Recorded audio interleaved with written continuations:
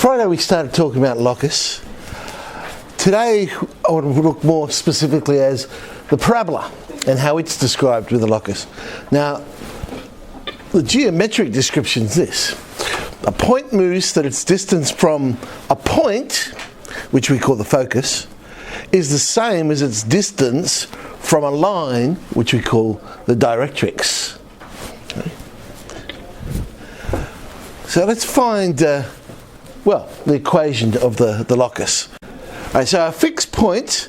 Now, you'll usually notice the letter they use for focus is S for some reason rather than F. I'm not sure what the history behind that is, but so S is focus. We're going to place it at 0A. Going to make the directrix y equals minus A. By doing that, I'm ensuring this parabola will end up going through the origin.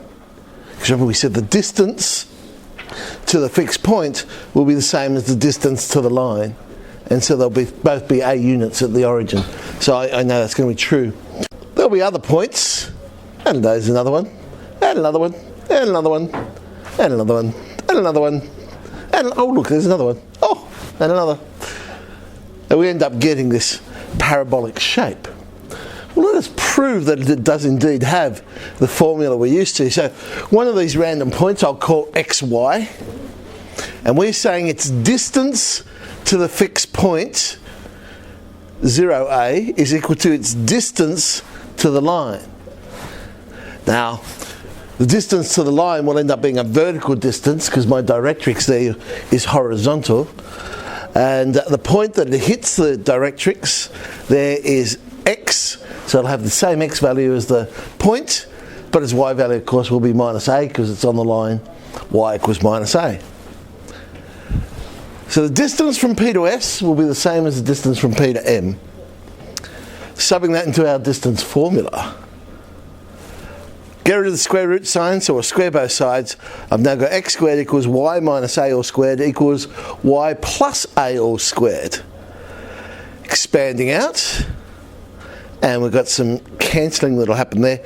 We end up with this little formula, x squared equals 4ay. Now, of course, our most basic parabola we're used to seeing is y equals x squared. So in that case, a would equal 1/4. So I know that distance would be 1/4. So all parabolas, and at this stage we're talking about ones that are going through the origin, can be rewritten in the form x squared equals 4ay, but then that a gives us some information. It allows us to find the location of the focus. It allows us to find the equation of the directrix. So if we get x squared equals 4ay, we put it in that form, we can say, well, I know the vertex for this is always going to be the origin. Always going to go through 0, 0. Its focus will always be 0a, and the directrix will always be y equals negative a. The focal length is a units. So the focal length is just the distance from the focus to the vertex. So that's the focal length. Alright, so if we had x squared equals 32y, find the focal length. So the standard sort of question to get the basics out, to see if you know what's going on here. So alright, in this case, 4a is 32, a is 8, and now I can just simply list the things that they want. So the focal length is 8. There's my parabola. I'll just draw a little sketch over the side. I know the vertex is 0, 0, although they didn't ask me for that one.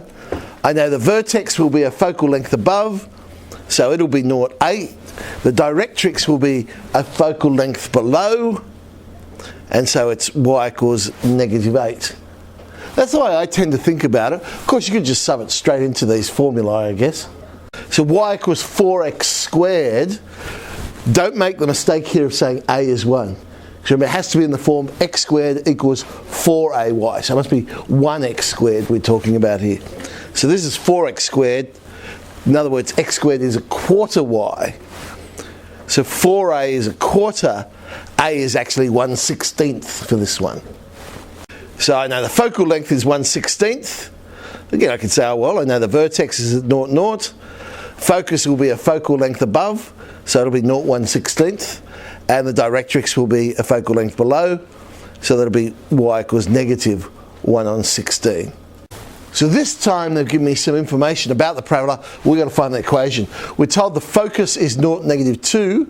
The directrix is y equals 2. So A is -2, because I know the focus is going to be at 0, A. So A is -2. That doesn't mean that the focal length, by the way, is -2.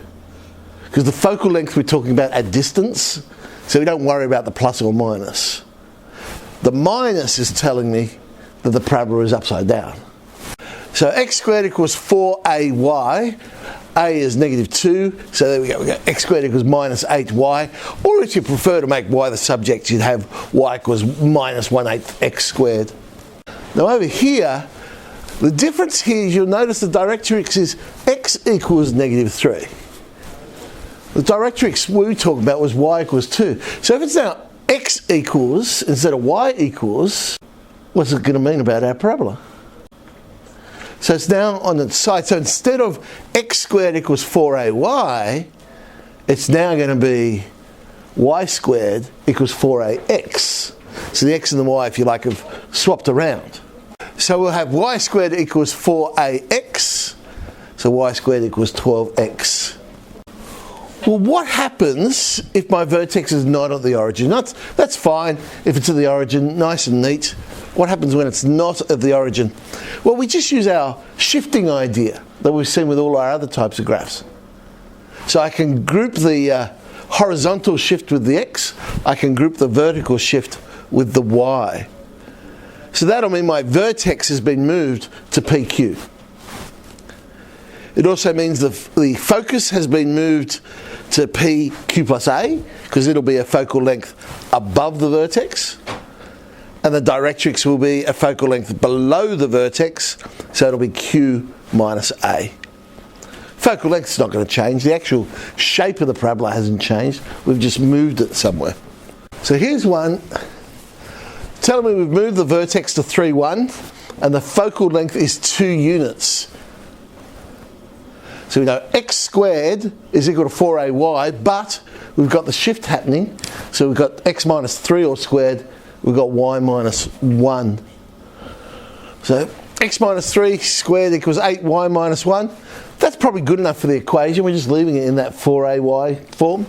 But if you do want to make it y equals, we can expand the whole thing out. And eventually, there we go, y equals 1/8 x squared minus 6x plus 17. Now, of course, that's not the only possibility. Because I assumed that this parabola was concave up. It might be concave down. In which case, yes, the focal length is 2, but A would be -2.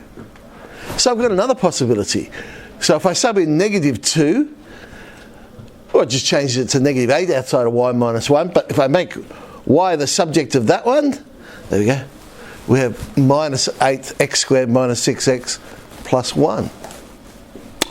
But of course, we assumed it was concave up or concave down. It might be sideways. So in which case, it might be y squared equals 4ax. Focal length is still 2, vertex is still 3, 1. So of course, this would be a third possibility for this question. Here, I'll make x the subject, but of course, it could be on its side, and A could be -2 instead of +2. So there's another possibility. And when I expand that one out, so really, with the information they've given me, it narrows down to 4. In fact, if you think about it, there's an infinite number of possibilities. Don't worry, we're not going to look at all of them. In fact, we're not going to go past these standard ones of concave up, concave down, or its side. But who's to say the parabola wasn't at a slight angle or something like that? No, we're not going to go that far and try and work out those ones. We're just going to stick to up, down, sideways. That'll do us as far as questions we'll get. You know how you let the final answer be y equals 2? Yeah. Are we still allowed to leave it into the x squared equals 2? Yeah, unless they specify. I think it's fair enough. Because x squared equals 4ay is a standard form. So I think it's fair. I guess it's sort of like lines. Yeah, sometimes we put them in general form, sometimes we make them y equals. All right, let's hope we've got less possibilities with this one. Focus is 2, 8. The directrix is y equals 10. The directrix is a focal length above the vertex in this case, and the focus would be a focal length below. So what I now know is, well, there's 2 focal lengths between the focus and the directrix. So from that I can work out what the focal length is. And so for this one, well, the focal length is 1, but A, well, I'll have to use -1 to get the equation here because it's upside down. And so I now know the vertex is 2, 9. So x minus 2 all squared is negative because it's upside down, 4a y minus 9. Again, if I want to leave it in x squared equals 4ay form, there it is. If I make y the subject, I end up with that minus a quarter, x squared minus 4x minus 20. Whew, this time they've given it, well, they've sort of made y the subject, it's 12y is the subject. We've got to find the vertex, the focus, focal length of all that. This will involve putting it into x squared equals 4ay form. So there's 12y equals x squared. Now, remember the coefficient of x squared has to be 1. So in this case they were kind to us by making it 12y, I guess, because we've already got x squared equaling 1. So that bit's fine. Then we can complete the square on the x, because remember we want y equals x minus something all squared.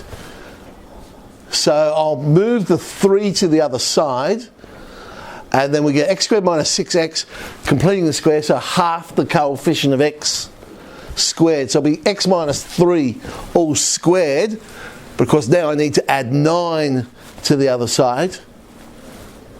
We end up with 12y plus 12, which factorises nicely. But now I've got it in x squared equals 4ay form. So I should be able to find all the information we need. 4a is going to be 12. So I know my focal length. My focal length will be 3. The vertex, we've shifted to 3 horizontally, 1 or -1 vertically. So there's my vertex. Again, this is where I find a diagram a little bit useful. So the vertex is 3 minus 1. I know the focus will be a focal length above it. So it'll be 3 up. So that's 3, 2. And the directrix will be a focal length below it. So y equals -4 for the directrix. Try at home. Well, probably because you haven't got the materials to do it here today. I think that's the one where you have to draw circles and you'll see.